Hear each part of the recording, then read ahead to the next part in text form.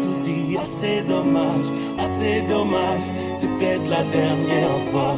Il aurait dû y aller, il aurait dû le faire, crois-moi.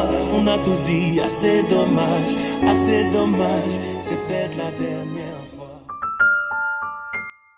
Donc voilà pour ma musique référence, Nino Rose. C'est une musique qui est assez douce, qui est, on va dire, belle.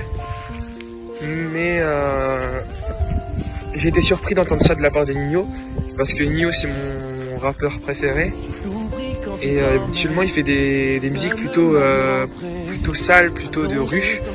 Et ça m'a vraiment beaucoup surpris et bizarrement ça m'a beaucoup plu. Parce que habituellement je n'écoute jamais des musiques comme ça, mais là franchement ça a fait un carton et ça a vraiment beaucoup. Croquer le fruit défendu, assis sous le pommier. J'ai promis d'être le premier, t'as triché pour gagner. Je les entends plus quand ça.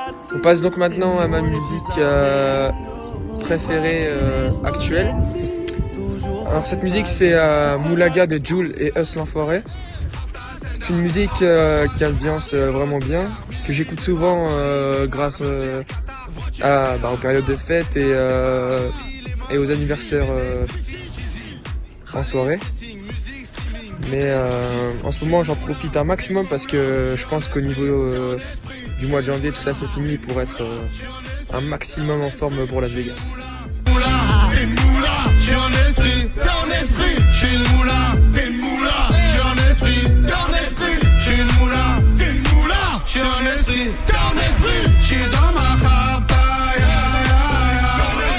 On passe à ma beauté préférée. Donc cette fille c'est Iris Mittener, la Miss France, Miss Univers qui vient du Nord-Pas-de-Calais. Donc comme tous les gens on peut que la trouver belle. Ensuite j'aime bien chez elle c'est comment elle parle, elle est posée, on voit qu'elle est intelligente parce que les femmes comme Aya Nakamura, tout ce qui est comme ça, franchement on voit qu'elles sont pas vraiment culturées et c'est ce que j'aime chez une fille, la culture. Enfin, pour moi une fille doit être intelligente et avoir des bonnes idées et être posée.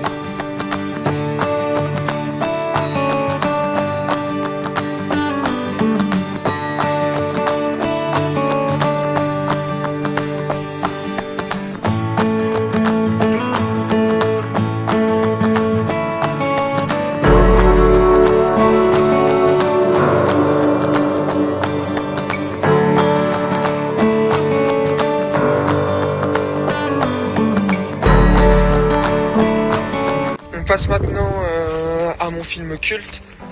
Alors mon film culte c'est Invincible. C'est un film de guerre qui raconte l'histoire de la vie d'un homme qui s'appelle Louis, un Italien. Donc on voit quand il est petit au départ, c'est un enfant assez dissipé. Il est souvent pris par les gendarmes et il est élevé par la force au niveau de son père. Souvent il est battu par son père. Ensuite il grandit et peu à peu il devient coureur dans une équipe en Italie et qui le fait vraiment évoluer et il devient vraiment bon. Il vient en faire les JO. Et ensuite en fait c'est un film qui fait beaucoup de retours en arrière, donc on passe directement à la période où il part en guerre. C'est la guerre 39-45, je crois que c'était la bataille des États-Unis contre le Japon. Et donc il est aviateur et il se crache dans la mer au bout d'un moment parce qu'il a été tiré parce qu'il a été tiré par un avion. Donc il se crache et on voit qu'ils sont 3 survivants de cet avion. Et il reste 21 jours dans la mer, ils essayent de se nourrir de poissons en pêchant avec le peu de matériel qu'ils avaient. Qui est l'athlète olympique? Ne me regarde pas. Chère mère, cher père, c'est votre Louis qui vous parle. Je suis interné à Tokyo, dans un camp de prisonniers. Je peux pas dire ça. Ce que ça dit sur l'Amérique n'est pas vrai. Cet homme doit apprendre le respect. Chaque prisonnier va lui donner une leçon. Plus fort! Plus fort! Je pensais que j'étais capable de tout. Je me croyais meilleur que je ne suis. Qui te dit que t'avais tort? Et pour finir, mon joueur préféré ou gardien. Pour cela, j'ai choisi Marc-André Ter Stegen, le gardien du FC Barcelone. J'ai choisi ce gardien par tout d'abord sa prestance, son allure. On voit tout de suite que c'est un gardien qui est vraiment au-dessus des autres, il se montre. Il parle, il joue comme un défenseur. Et c'est le nouveau jeu des gardiens, ça c'est très important pour moi à mes yeux.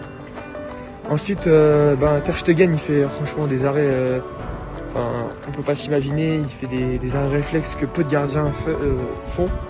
Et c'est ce que j'aime beaucoup chez lui.